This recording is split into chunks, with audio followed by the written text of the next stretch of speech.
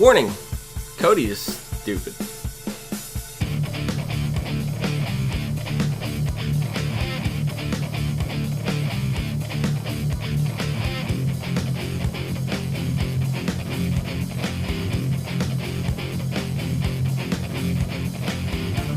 Good evening, and welcome back to Big Brother, and welcome to the As Seen on TV podcast for Big Brother 19, hashtag BB19. I am your Big Brother host and podcaster, Luke Labagnera of the East Coast of East Haven, Connecticut. With me, fellow co-host Dom Greco, also of East Haven, Connecticut, from the East Coast, coming to you live, and newest comer, Jacob Salazar, currently from Los Angeles, California. Welcome back, fellow Big Brother historians. How's it going?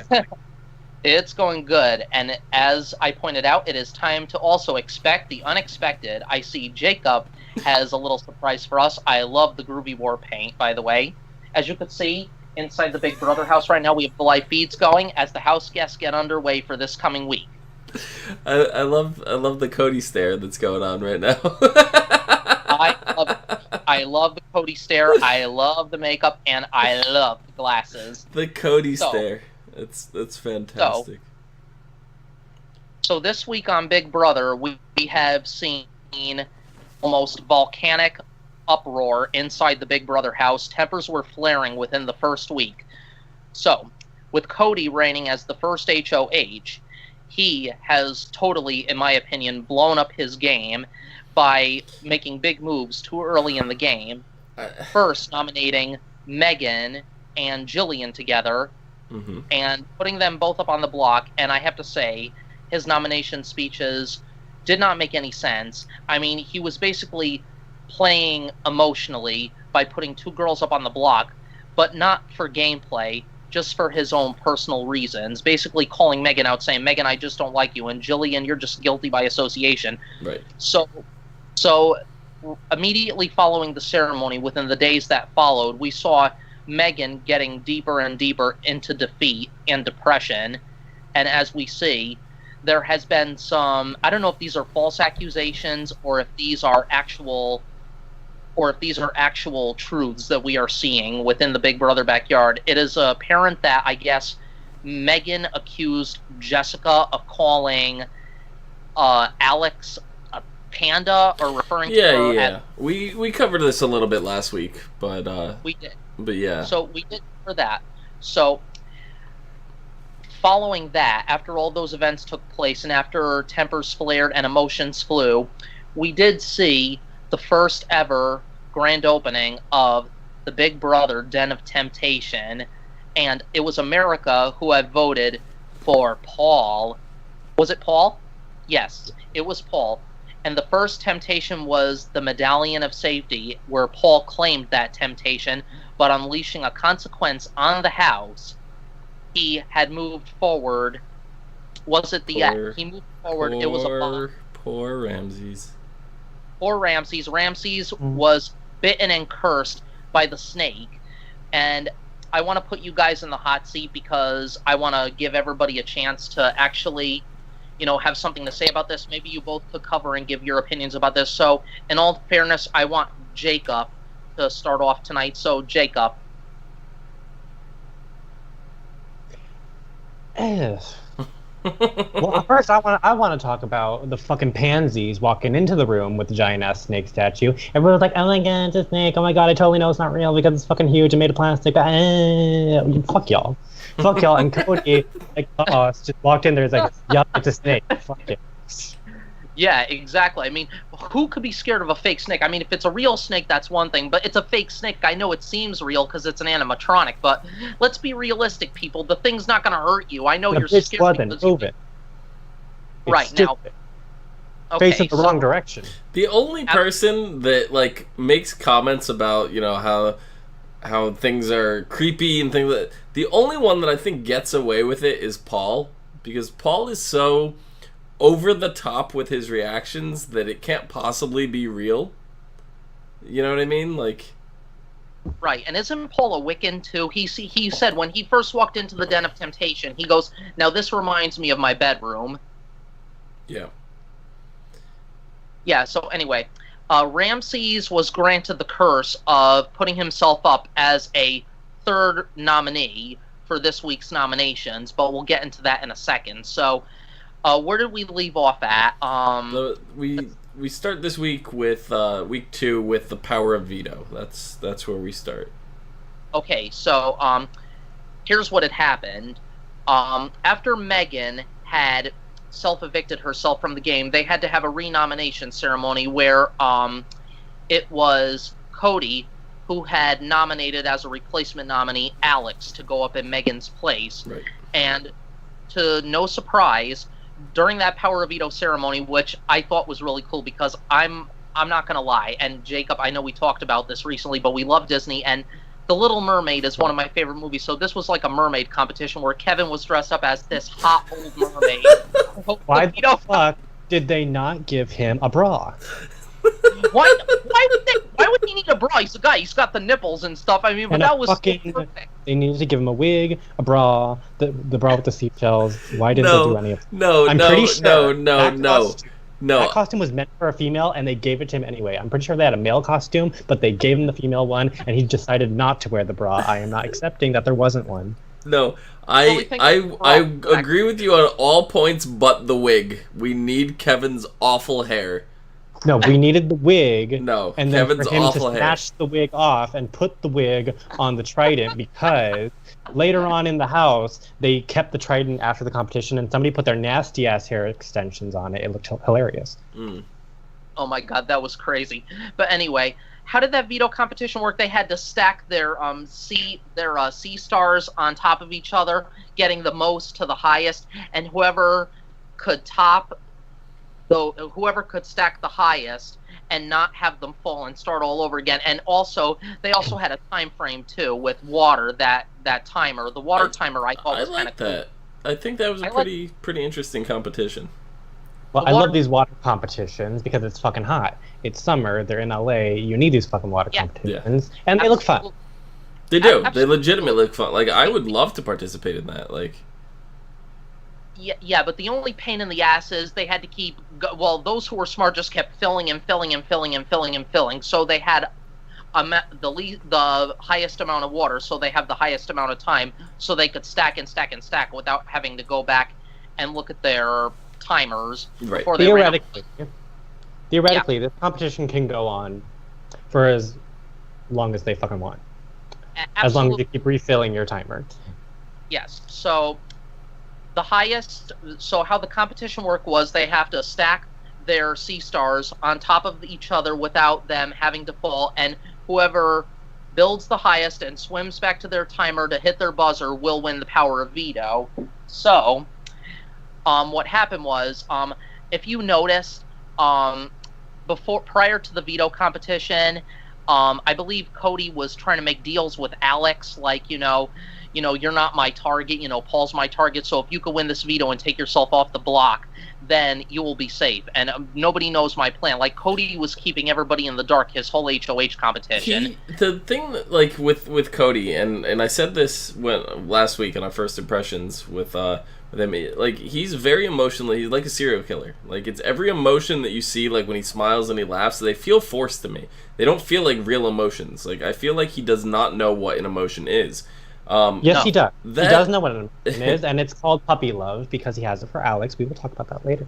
But with that, I'm surprised he didn't clue in, like, Jessica or anybody to anything. Like, usually you have, like, maybe one close person in the house that you'll at least tell. Like, we've had other seasons where the head of household has told, like, one other person their plans, but he literally told no one. Like, when Jessica was sitting there going, I didn't know any of this, like, she Nobody didn't. She didn't, and exactly. That's what was surprising. And, like, Cody, I love Cody.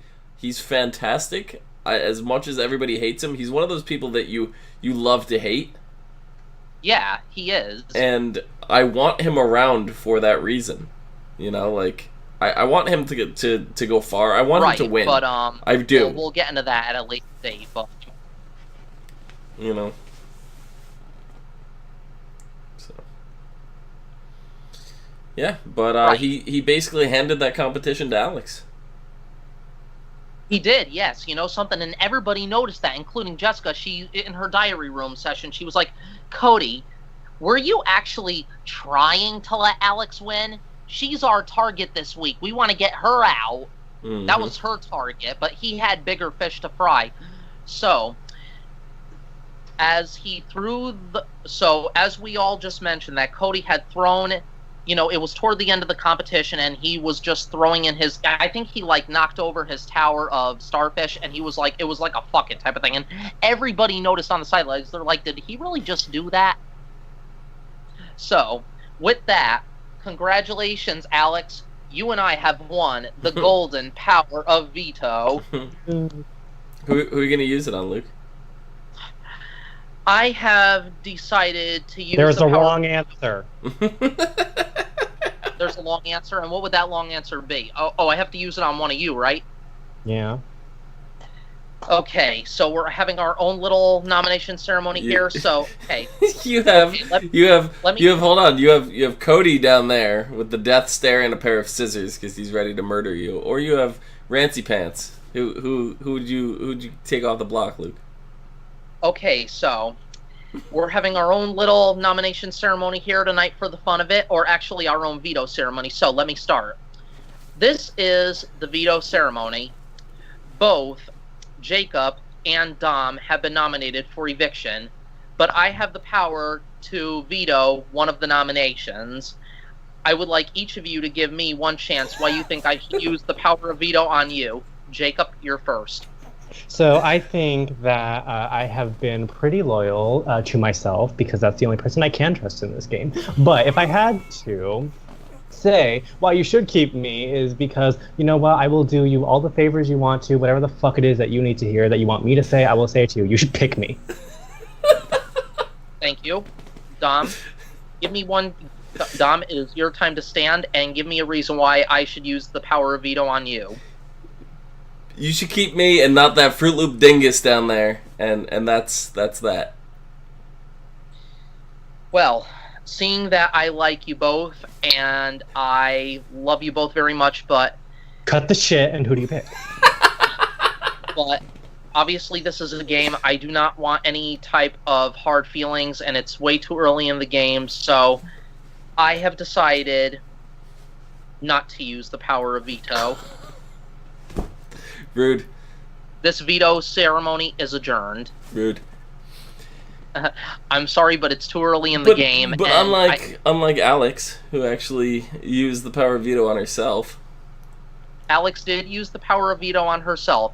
So Alex, since Alex has vetoed herself from the block, she had asked Cody to stand and name a replacement nominee. So with that, Cody, I forgot his exact words, but he said, "Nobody knew my big plan is coming out now, and there's one person I cannot trust in this game. Paul, please take a seat." And what happened was, okay, I want one of you to actually take the hot seat right now and explain what had happened right after those words had been spoken. So what happened was Big Brother said, no, bitch, you tried, and Paul has this new temptation that, I think personally, I think is overpowered, but... Oh, of course it is. See, the way I think this went from a production standpoint is there wasn't enough time to get the fan favorite vote in, and they just gave Paul the first temptation, the Room of Temptation.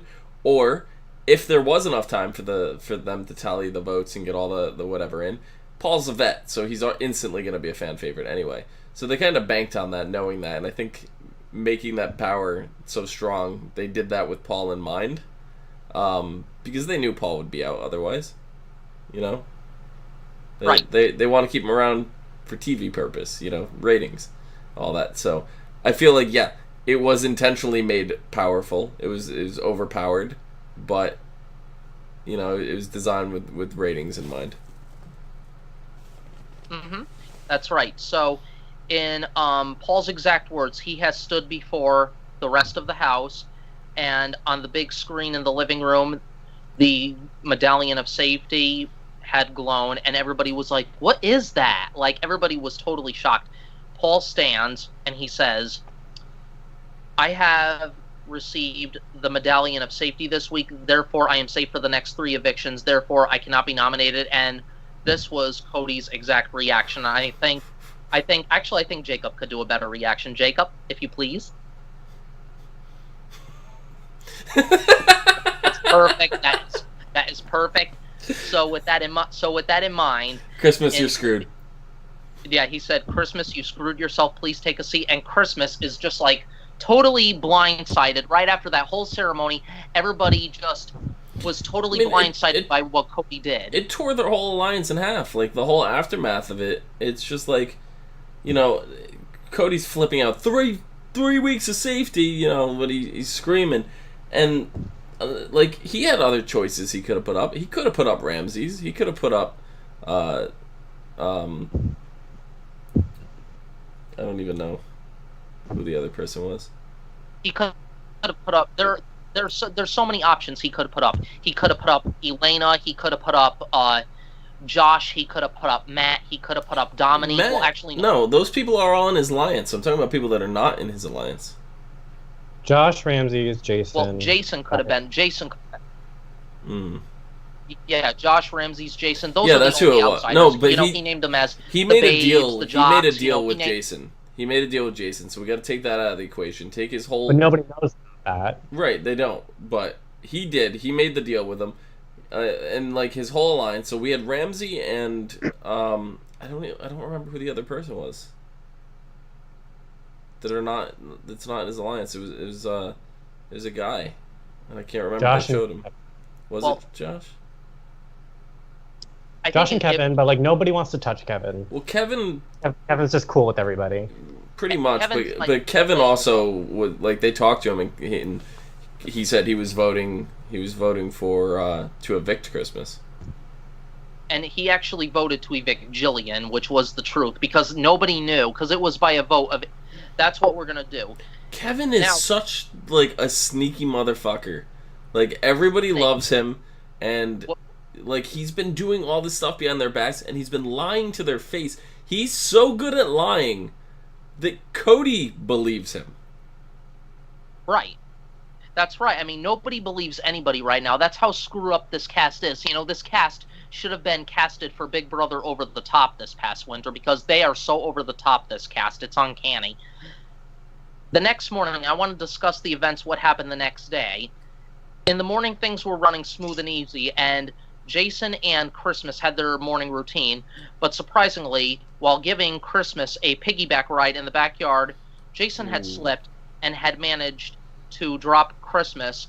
Christmas had landed and was holding her foot, which happened to be in severe pain. She warned Jason not to touch it because she says in her diary room session, "I know my body and I know something is not right." Yeah. They carry her into the diary room. She comes back later with a cast and crutches and explains to the house that she has torn some ligaments in her foot. So as we know right now, Christmas is in a cast and is in crutches, but plans to remain in the game, which I give her a lot of credit for, because, you know, people like that, a lot of other people would have thrown in the towel and said, "I can't do this. Now, you know, my foot is broken. There's no way I'm going to be able to." Luke, you have the live feed. Did you watch that scene, like, in the live feed? Because I know you could search to certain times and certain events and stuff like that in the live feed. Did you go watch that particular? No, I didn't. I'm curious if for TV's sake, did they add the crunching sound effect into that, or was that something that actually got picked up on the camera? Like, was that the ligaments crunching, or was that an added effect? Yeah, that wasn't an added effect. They couldn't have done that because she was wearing a microphone. She was wearing a microphone, and if she broke something, you would have definitely... They could add that sound effect very easily, the same way that they add sound effects whenever they zoom in on Cody. Well, yeah, that's true. I mean, what you don't know for sure. I mean, you could do anything on TV, especially a reality show. The only way you would know for sure is the live feed. That's why I'd ask. Yeah, you heard that crunching on the live feed. They don't add sound effects into the live feeds for the the live feeds are raw. Yeah, for the show they could very easily add those in. So I wasn't sure, because that crunching sound, that made me cringe. It really did. Yeah. I mean, it made me cringe too. I know what you're talking about, but I didn't exactly view that on the live feeds.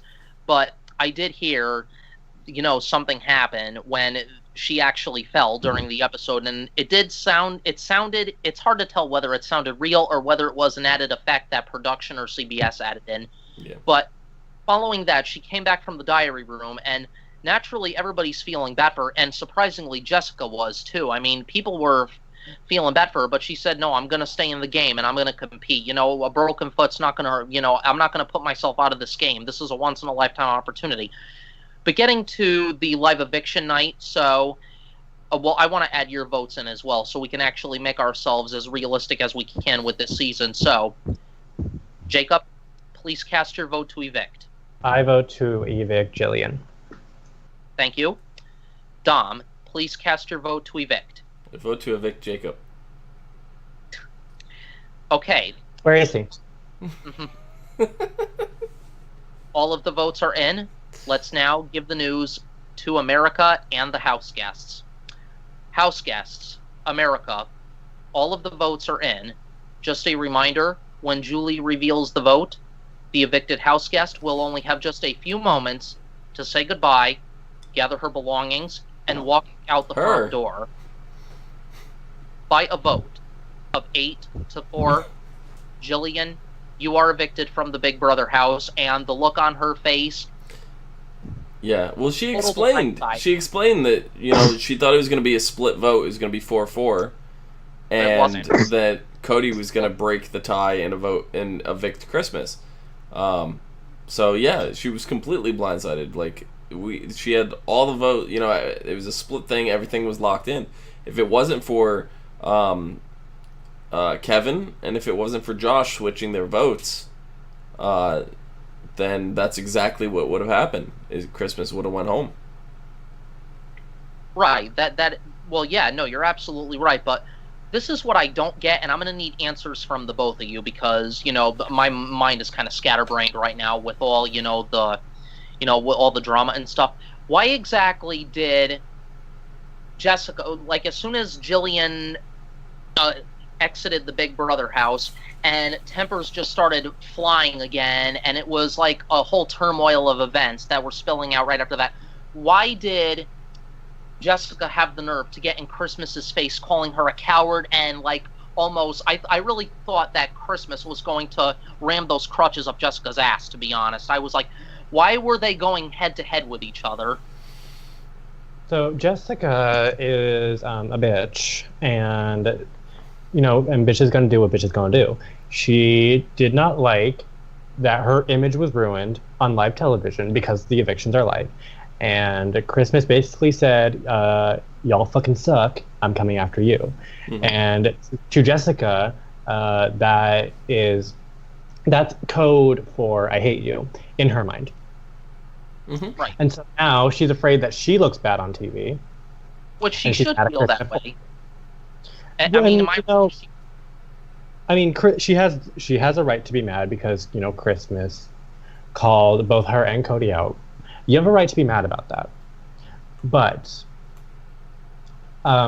you shouldn't do that on live TV while someone else is leaving the house. Everyone's saying their goodbyes. It's sad. And she's about to do her interview. You two are fucking yelling in the corner while everyone else is standing around, the little pictures on the wall and mourning the loss of, the most recently evicted house guests.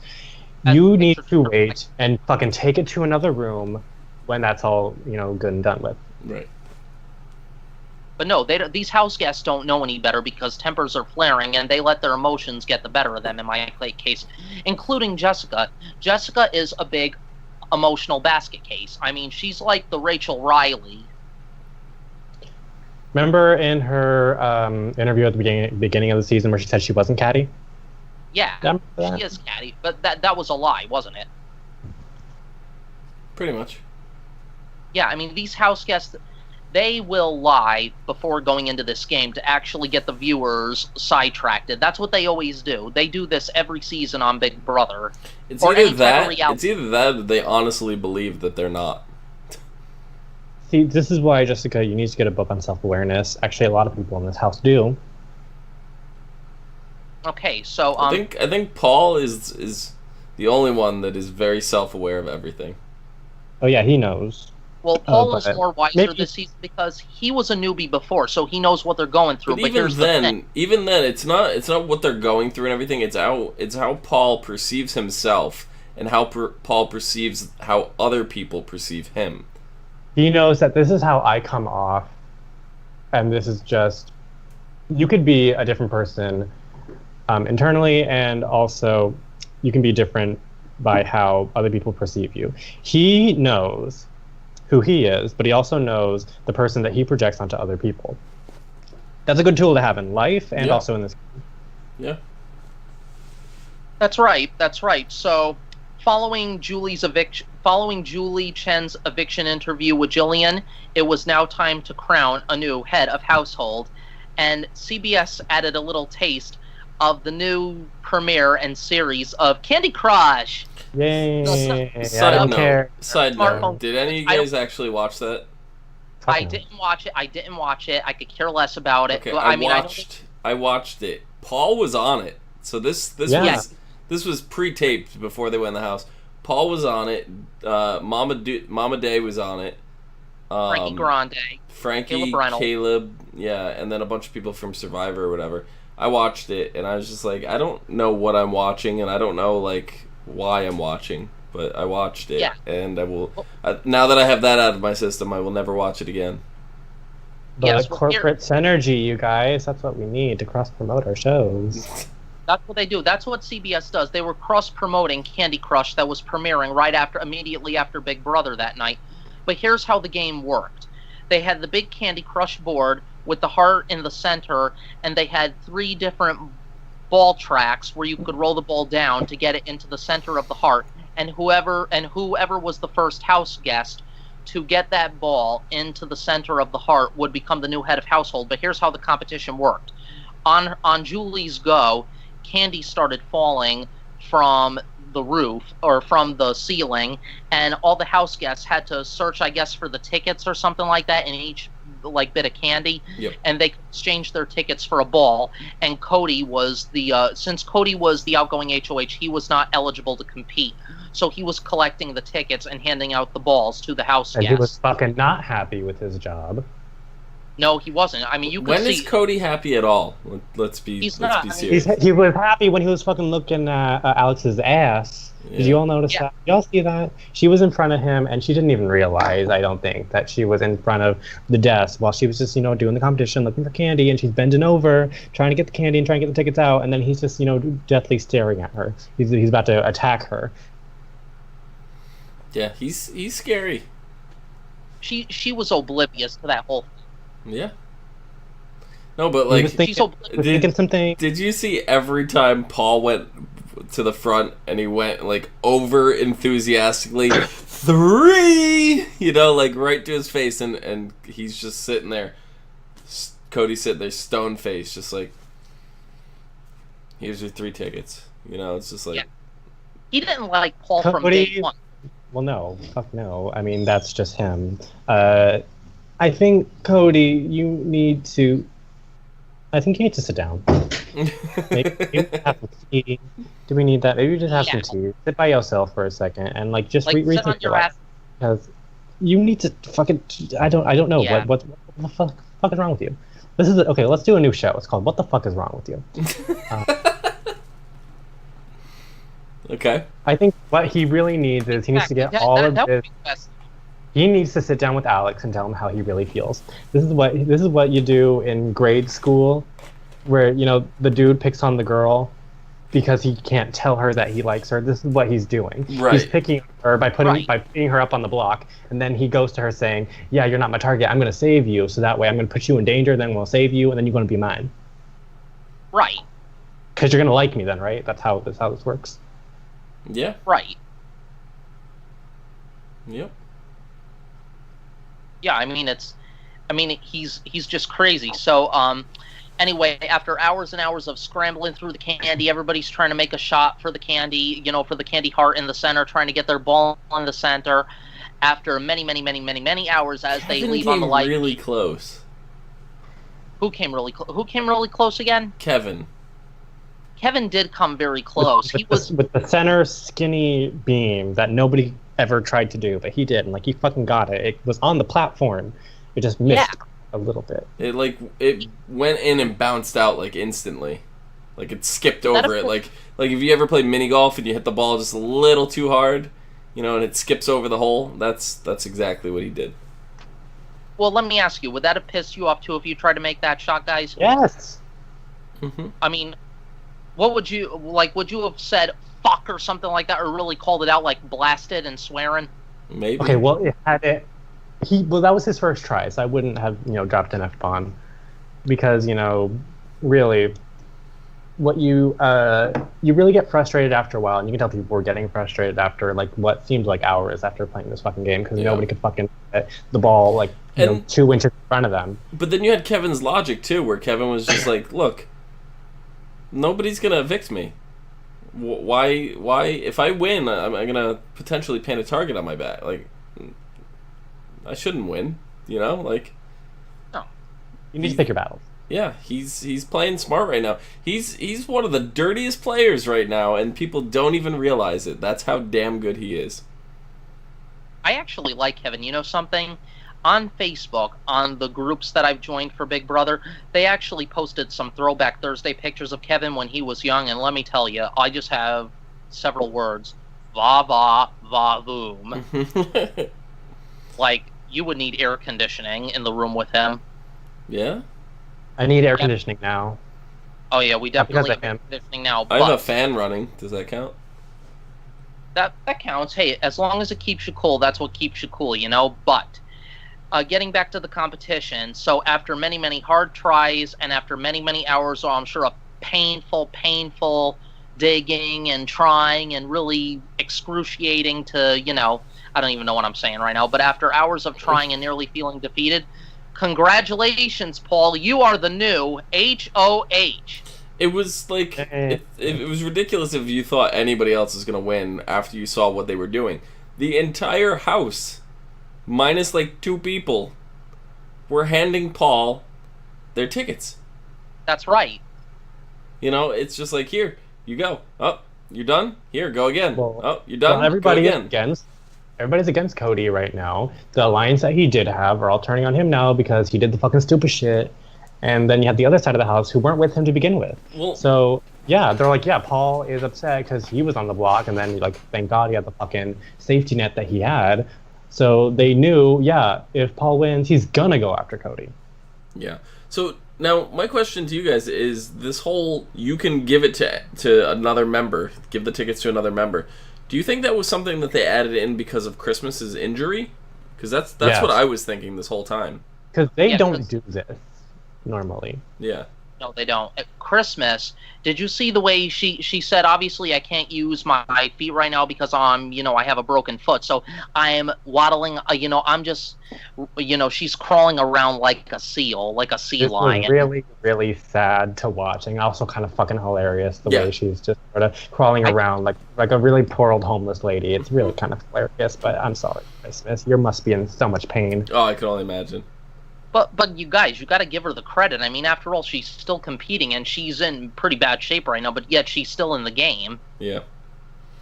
Yep. Absolutely. Did you want to get into Paul's plan now, or did you want to keep that for next week? No, like we ended the show with Paul's nominees, right? So. No, we didn't.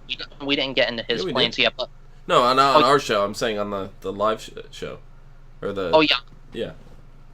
On the live show. So, as we know, Paul was crowned the new HOH, but I have to get into this just for a minute. I have to throw a monkey wrench in the mix here, and tell me that you guys didn't notice this prior to the other night's episode, on Sunday night's episode. Paul naturally comes in and gives that traditional greeting. Well, not greeting, but that traditional announcement. Who wants to see my HOH room? Even though we've already seen it.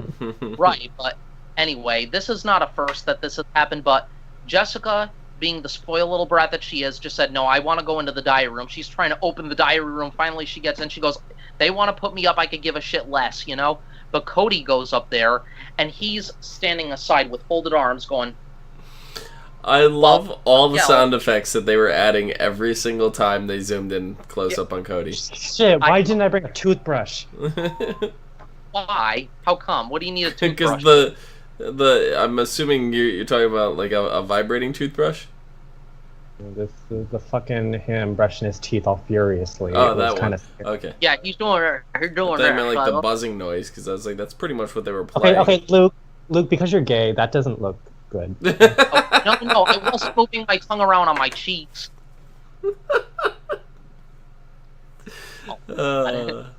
Let's stay on topic and keep it clean, boys. But anyway, you could see how pissed off Cody was. He obviously only stayed in there and then he stormed out, acting like a. Or was he happy? I can't tell.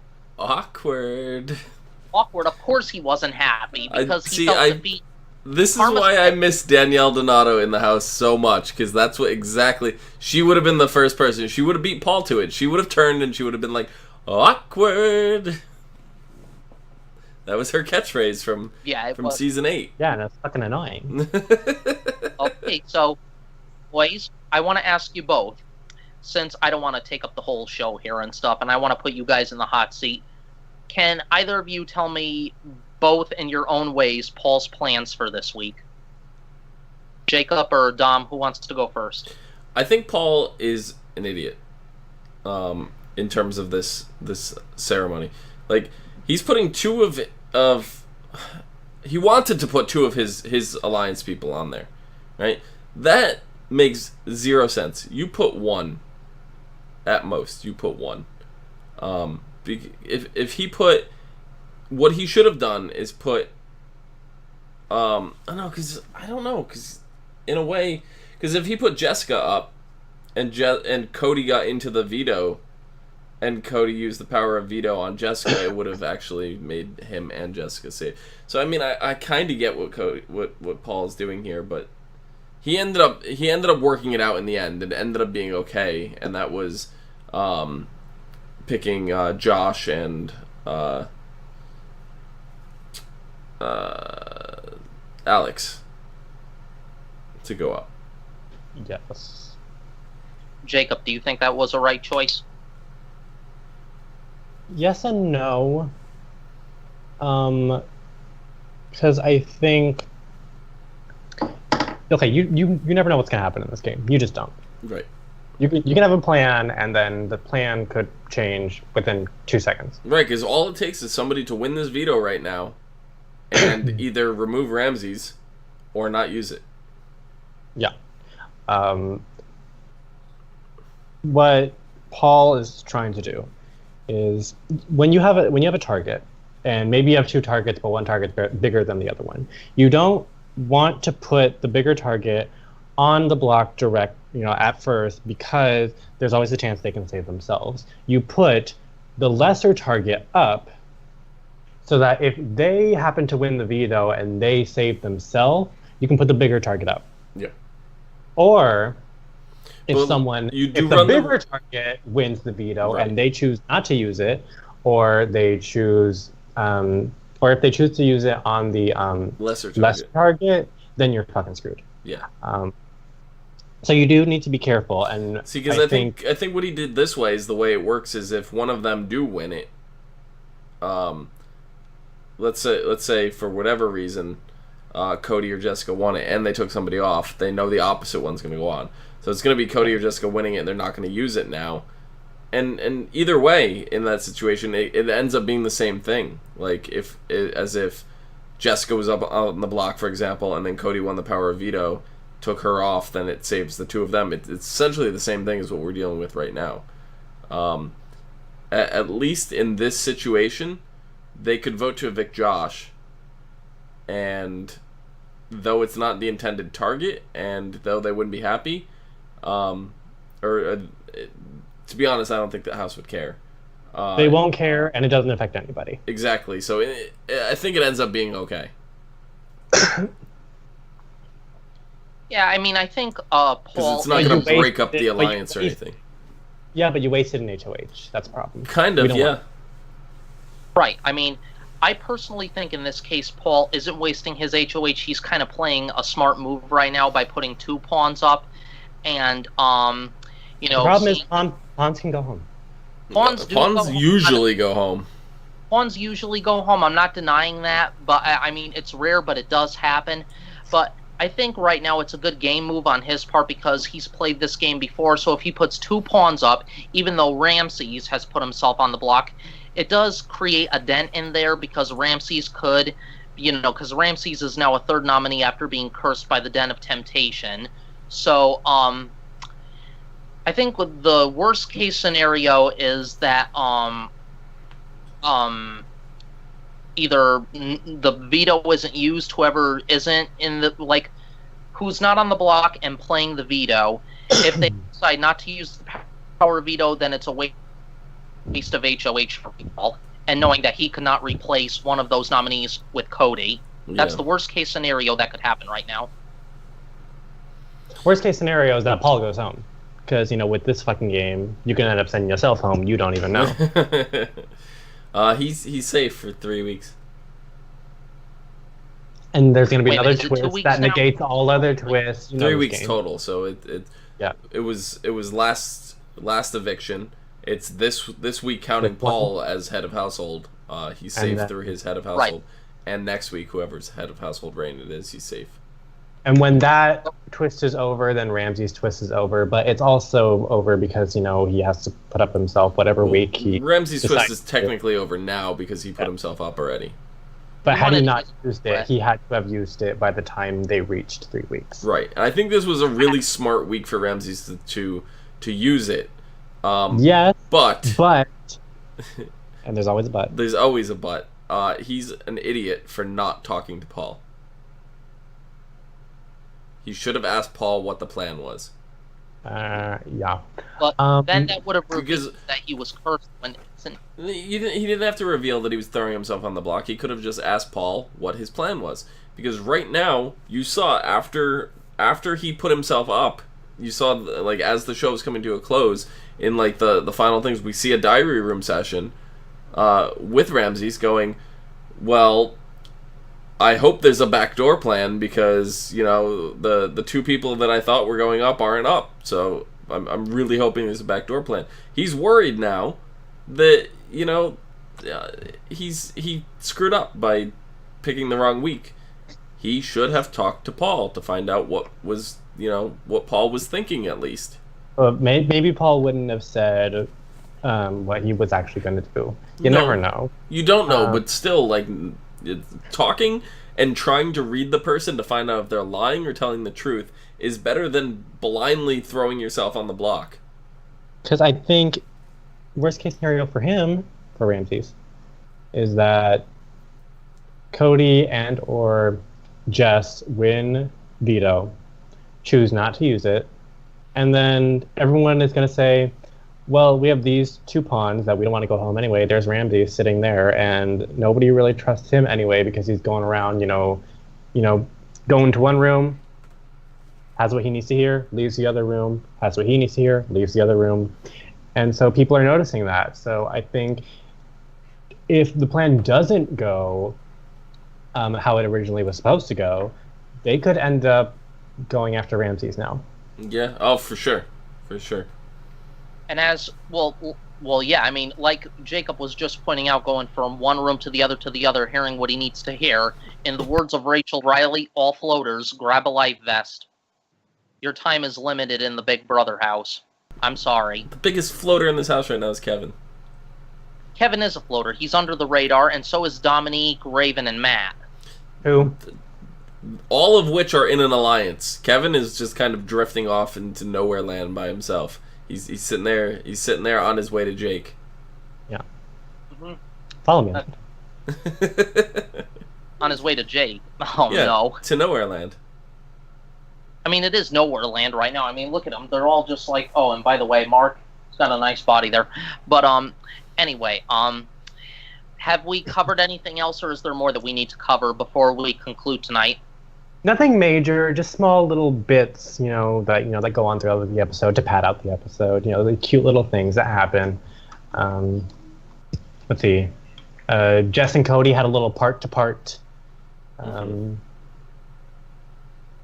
He really doesn't. He's not into Jess. at all. He's just not. I'm sorry, he's not it. He's not into you. It's all about sex with Jess, but when it comes to feelings, it's Alex, right? Yeah, it's totally Alex. He loves Alex. He's fucking in love with Alex. And I think I ship Alex and Cody because maybe Alex will make him a better person. I think they have good chemistry actually when they're off talking by themselves, and they talk to each other like, "Hey, I respect you. I fucking respect you too." And they don't yell at each other, like they don't get into heated arguments or anything. They talk like normal, mature people when they're together. Yep. Yeah, I don't know. I think here's my prediction, and I could be totally. Can I say something? I don't know if this wasn't aired. I don't think this was aired on the episode, but I saw it on a live feed. So Jess and Cody were in bed together doing the and then Cody calls her Alex. Oh no, it was on the feed. Yes, it was. I mean, it was on the live show, and he goes, "I didn't mean to do that. I didn't mean." And then they just kind of like swept it under the rug. Yeah. Like she didn't even like comment on it. Like she just kept talking or whatever. I was like, that would be a big no. Like I would have been so mad. No, you would have been sleeping on the couch, dude, and it's your room. Yeah. Right. I mean, that was so awkward in that moment. Like you call somebody else another girl's name. You call her somebody else's name. I mean, that is awkward. Another moment of awkward. If that isn't proof that Cody is in love with Alex, I don't know what this. Yeah. No, you're right. And actions do. I know sometimes actions speak louder than words, but I mean, sometimes that may not be the case. Sometimes it may just be, something that was said was triggered, whatever. But in this particular situation, no, you're right, Jake. I've called people not in bed or anything, but I've called people the wrong name just because I was having a conversation about, like, say me and Luke are talking. And I mean to mention our friend Pat, for example, but we were just like talking about something Jake said, or I'm looking at Jake doing something stupid. I might accidentally say Jake's name instead of Pat, just because that's what I'm thinking about at that moment. That doesn't mean that I'm thinking, something bad about it. In that particular case. 100%, he was definitely sexually thinking about Alex. Yeah. I mean, I think he looks at Jessica more as, like a piece of meat. The girl with the nice bod, the big boobs, the California babe, stuff like that. But Alex, there's more chemistry between him and Alex. And Alex is a fucking person, and Jessica, I don't even know what she is. Jessica's a bimbo. I'm sorry, but I don't like her attitude. I think she thinks she's all that because she's from California and all that shit, yada yada yada. And I can't judge anybody from California because not all of them are bad, and I have family in California, so can't judge nobody. I'm a non-judgmental person, as you know, but yeah, totally. This is my prediction. This is my prediction here, and correct me if I'm wrong or if you agree to disagree with me, but. If this should ever happen, which I highly doubt it'll happen, do you think possibly that if Jessica is evicted before Cody, do you think Cody is going to jump at the chance with Alex in this game? He's going to go about it all wrong. He's going to think he's, making the right moves. He's not going to be. But the problem is he doesn't know how people work. Right. How are you hoping that this power of veto works this week? Well, not only that. Don't forget we have the Den of Temptation, which with the voodoo dolls and all that. We don't know exactly what those voodoo dolls do. No, but yes. Now, who tempted America this week? Yes, it was Christmas. America voted as the second winner to enter the Den of Temptation. Now, I think her temptation was the Ring of Replacement. And how did that work again? Maybe you guys could explain it better than me. So when they name the remaining players for Power of Veto, so you have HOH and the nominees. Right. So what this does is you can swap in to play in the veto, but it has to be one of the extra players that were randomly drawn. It can't be the nominees, obviously, or the HOH. Right. So she could technically, if Cody gets picked, she could technically replace him, right? And there is a plan here by Paul Mm-hmm. to use temptation. Right. Right. And this could totally happen if Cody or Jessica gets picked Yep. to play. Christmas can just say, no, I'm going to play now. She can just throw it Yeah. to whoever it is that they want to win.